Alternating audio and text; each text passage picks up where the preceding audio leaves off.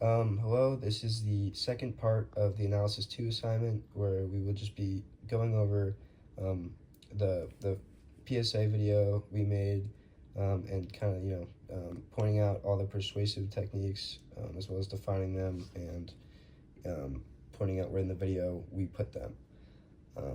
So the three persuasive techniques we're going to be using is appeal to authority, appeal to fear, and rhetorical questioning. Let's get into it. Okay, so appeal to authority. An appeal to authority is basically when somebody makes a claim in an argument and they use some sort of authoritative position as evidence or basically proof that their claim is viable. So in our video, we use the U.S. government as our authoritative figure, and since the U.S. government had put out like evacuation warnings and like mandatory evacuation notices to people, we use that as our appeal to authority. So we're saying, like, the U.S. government said this, like, you need to listen to the government. They have the best researchers. Like, you need to get out of this zone. A good quote that sums this up is from it's from Parloff. Parloff in his chapter 8, Who Says It? Communicate Your Factors in Persuasion. Quote, people go along with authority figures because they hope to obtain rewards or avoid punishment. That quote sums it up pretty well. Obviously, there's some other factors, but that's kind of the main idea. Okay, next one. So, the appeal to fear. Basically, appeal to fear is just using fear as a motivating factor for somebody to, take action or to, verify a claim. So, in our video, the fear appeal was saying, a lot of children die during hurricanes. Well, I don't know that for sure.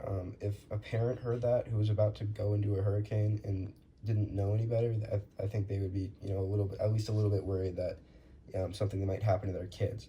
So they'd be more motivated to leave the evacuation zone and get to safety. This is also the same way, like, if there was a war going on and, somebody was trying to get everybody to leave that town, they could be like, we're all going to die if we stay here. They're going to kill us all. And even if they don't know that for sure, that's just a very terrifying thought. So that's it's using fear to motivate somebody to do something.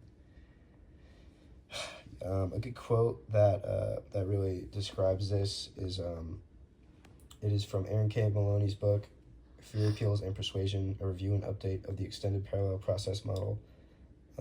Fear appeal messages will incite action to the degree that they successfully convince message recipients that they are susceptible to severe consequences associated with the threat. And just that quote really sums it up pretty well. Okay, next one.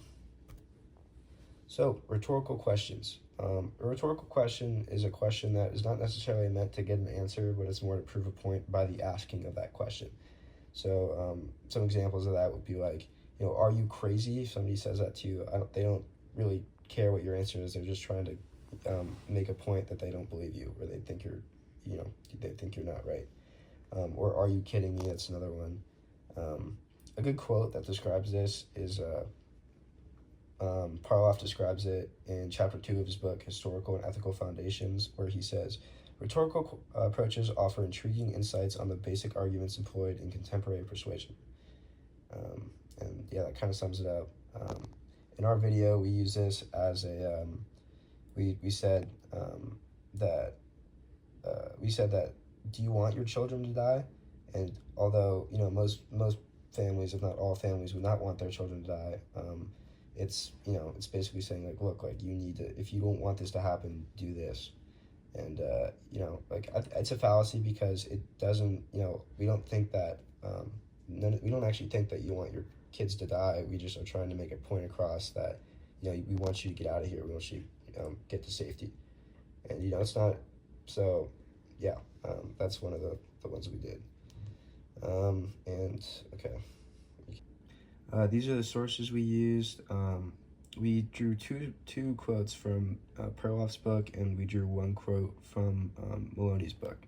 But mainly, we were on the Perloff text. Thank you for listening. Have a good day. Thank you.